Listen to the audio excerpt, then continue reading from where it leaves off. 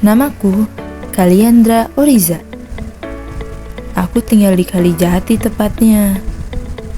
Sebagaimana hadis yang diriwayatkan oleh Ibnu Abdulbar, tuntunlah ilmu dari buayan hingga ke liang lahat. Ini mendorongku untuk terus menggali ilmu akhirat, agar kelak aku tidak menjadi anak yang tersesat.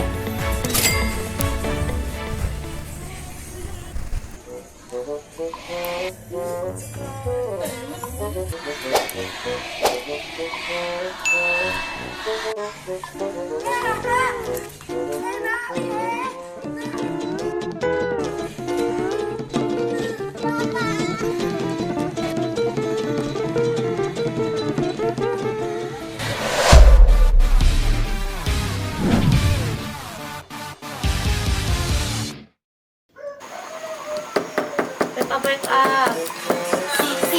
Si bangun si, digebrak Susi. Namaku Susi.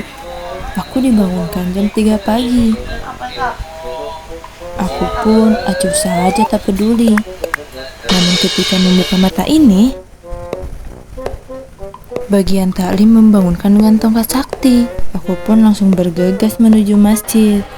Yang sebenarnya aku masih ngantuk sekali, tapi harus menaati aturan-aturan ini. Di saat harusnya aku mengaji, tak sadar mataku tertutup sendiri. Yang membuat teman-temanku menertawakanku yang sedang di alam mimpi. Waktu sholat pun tiba. Waktunya aku menghadap Sang Ilahi dengan keadaan bersih dan suci. Aku pun memfokuskan diri kepada Sang Ilahi,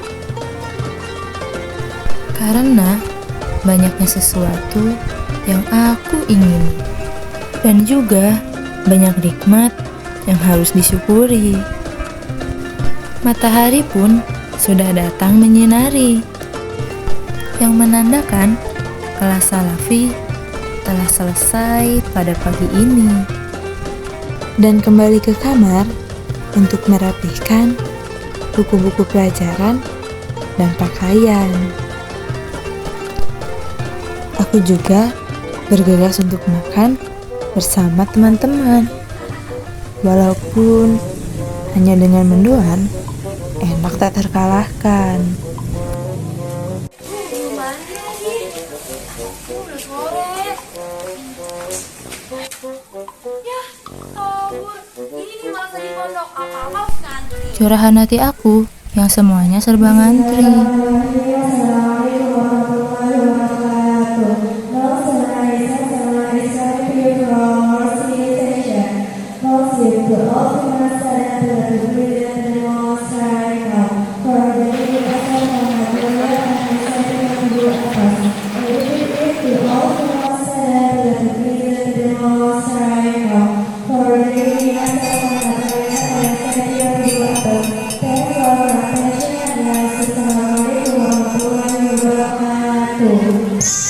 Hurry up to the mosque, Australia, hurry up.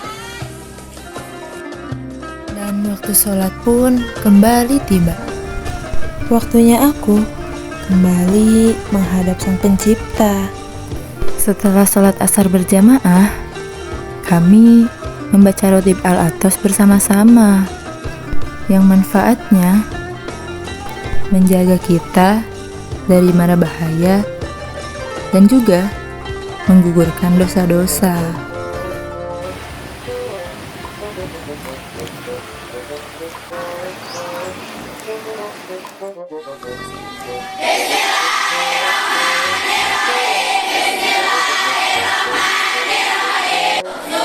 Aku selalu mendapatkan 3 kosakata setiap malamnya, baik bahasa Arab ataupun bahasa Inggrisnya.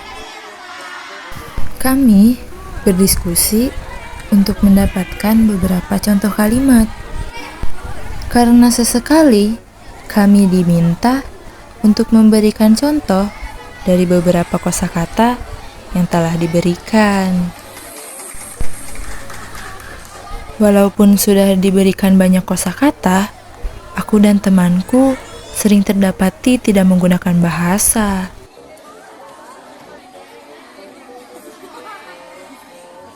Karena kami pikir untuk mempermudah kita berbicara. Padahal perbuatan itu melanggar peraturan bahasa.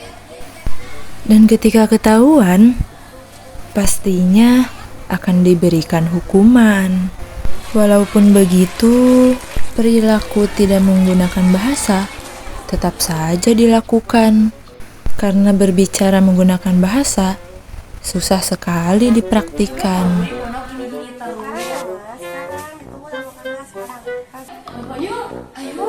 Ayo, di mana? Di atas. Yuk, ayo. Mau ke sini mau ngapain? Sekarang banget ya, Ma? Sekarang juga. Iya. Berdaki dong. Siap. Berdaki ya. Kamu jangan lama-lama teleponnya. Iya sih. Kita juga nggak sama lama. Berdaki awas.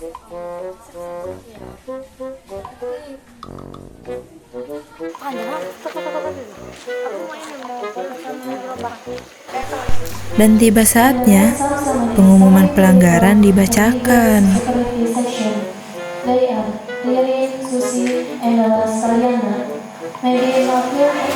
Dan yap, aku dan teman-temanku terdapati 2 pelanggaran yang berhadapan langsung bersama ketua tentunya.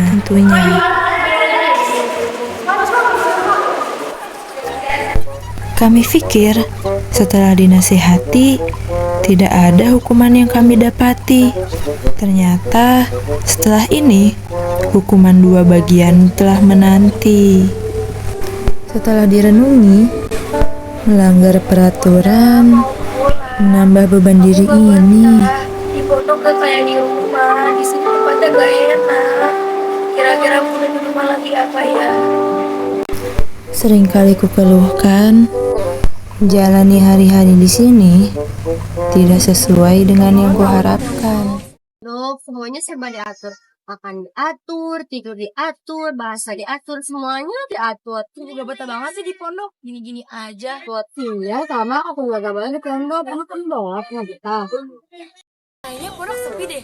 Apa ajakin kabur Susi sama Ridin aja ya? Ternyata rasa tidak betah pun dirasakan mereka berdua.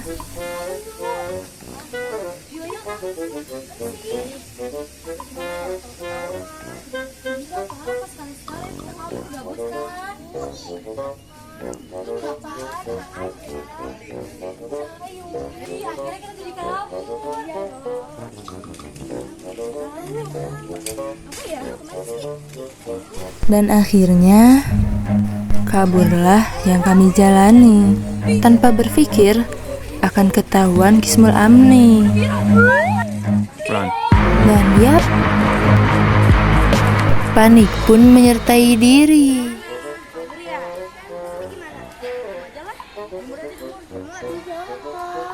Tuh kan ketahuan, ketaku juga apa? Sini kemana? Terus mungkin naik angkot kali jadi ya? Iya. Aku tadi kita ikutin dari naik angkot.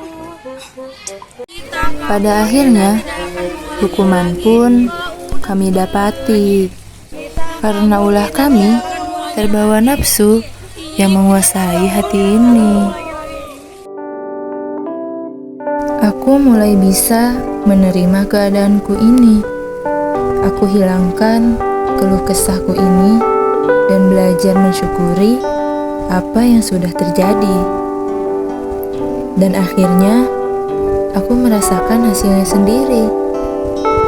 Ternyata yang aku keluhkan selama ini, yang apa-apa serba ngantri, tak seburuk yang aku pikirkan selama ini.